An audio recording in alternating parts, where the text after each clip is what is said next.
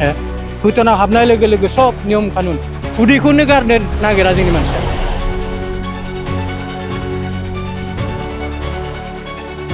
दा मिथिनायनि उनावबो खायफाया भुल खालामो, बेसो गिथाव।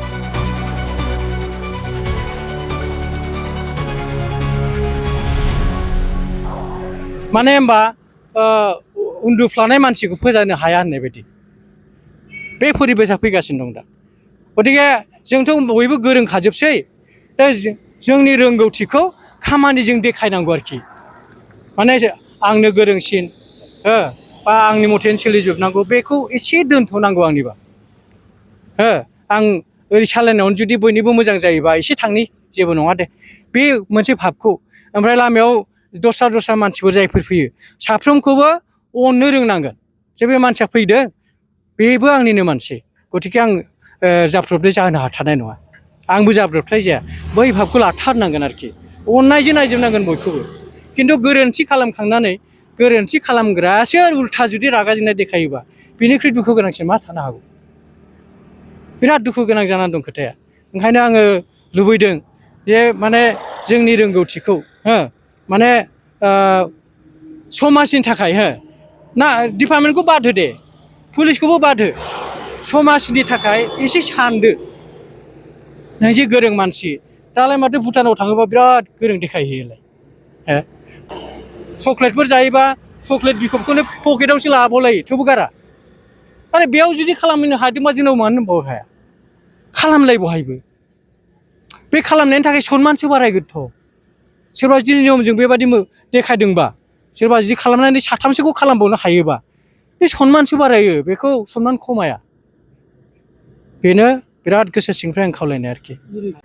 नोंथांमोना नुगासिनो दङ नैबे नेशनेल हाइवेआव जोङो थांनाय 7 सान आन्थोर जआजासे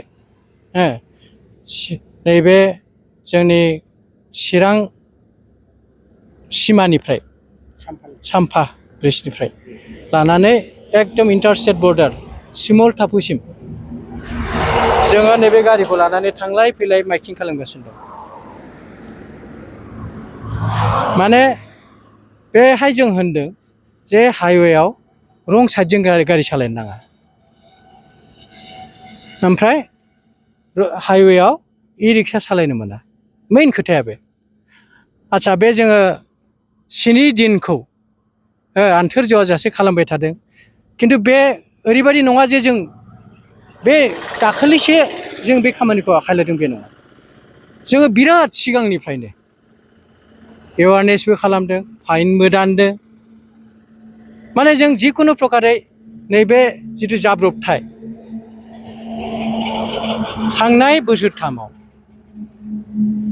अफिसियेल रेकर्डआव बे सिमल टापु श्रीरामपुरनिफ्राय नैबे साम्फा कारिगावसिम 55 माने फेटाल एक्सिडेन्ट जाबाय, थारमाने मानसि थैबाय। आरो ओरैनो एक्सिडेन्टआथ' बे हिसाब मानसि थैथारनाया पस्टपन जाबाय। दा बेखौ जों बोरै होबथानानै दाखालिसो सेरफांगुरि बारनानै खल'बारि होननाय मोनसे जायगानि एसे दावबोनानै इ रिक्साजों गारिजों सौग्रावनानै इ रिक्सानि सालायग्राया बेसारा जायगायावनो सेस।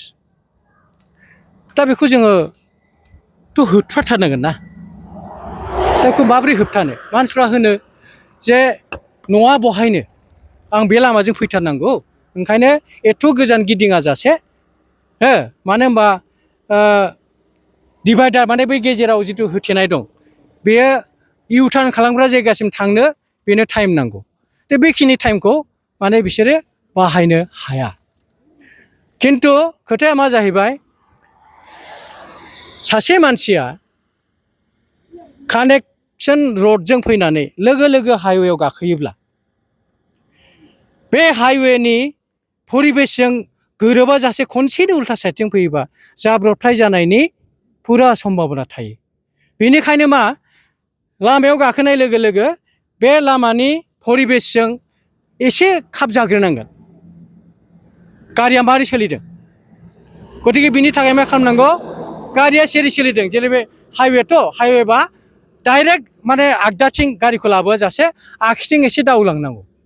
दावलांनानै अब्लाना बे परिबेसजों खाब जानो टाइम मोनबाय, ओमफ्राय एसे सिगाङाव थांनानै मानो होनबा पार्टिकुलार मोनसे डिस्टेन्सआव बे लामाखौ माने इउटार्न खालामनो जायगा दोनखायो दा बै जायगासिम थांनानै लासै गिदिंनानै आगसिनि लामाजों फैनांगौ बेनो बुद्धि गतिके आङो रायजो राजाफोरखौ खावलायदों खुब माने खुलुमनायजों आं खावलायदों बिथांमोना नैबे टाइमखौ बासायनो होननानै आरो अयभास जाखाबाय होननानै जाहाथे रं साइडजों फैयाजासे बै जेराव इउटार्न खालामग्रा बिसिम माने परिबेसजों गोरोबसान्दि बिसिम थांफानानै जाहाथे गिदिंनानै आगदानि लामाजों जाहाथे फैयो बेनो आंनि खावलायनाय